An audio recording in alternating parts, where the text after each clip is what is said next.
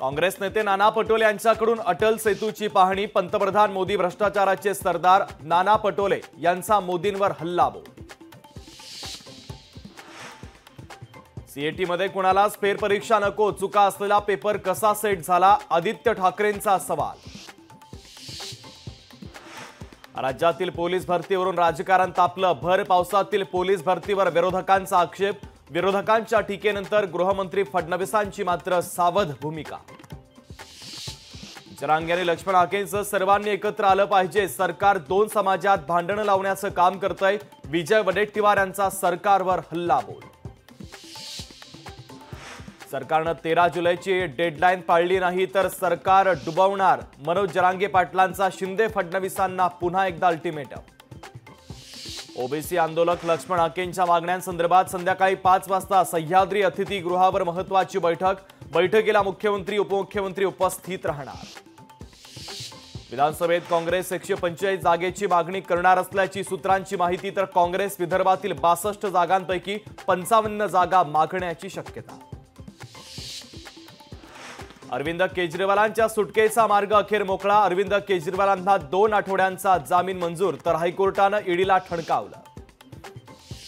निवडणुकीच्या दरम्यान केजरीवालांना मुद्दाम अटक, तर पुराव्याशिवाय केजरीवालांना आत टाकलं। संजय राऊतांचा तपास यंत्रणांसह भारतीय जनता पक्षावर पुन्हा एकदा हल्लाबोल।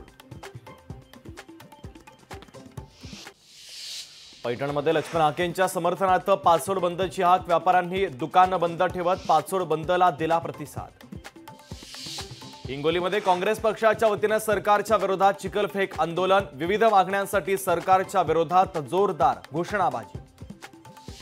काँग्रेसचं महायुती सरकारच्या विरोधात जुन्या बसस्थानकासमोर चिखलफेक आंदोलन। सरकारच्या प्रतिकात्मक फोटोला चिखल मारत केलं आंदोलन।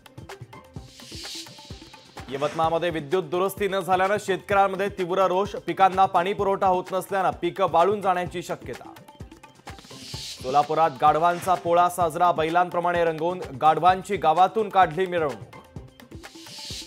एकनाथ खडसेंनी घेतली अमित शहांची भेट। एकनाथ खडसेंसह रक्षा खडसेंनी देखील घेतली अमित शहांची भेट। खडसेंच्या भाजप प्रवेशासंदर्भात चर्चा झाल्याची शक्यता। पंकजा मुंडेंचं राजकीय पुनर्वसन होणार असल्याची चर्चा। पंकजा मुंडेंना राज्यसभेवर पाठवण्याच्या हालचाली सुरू।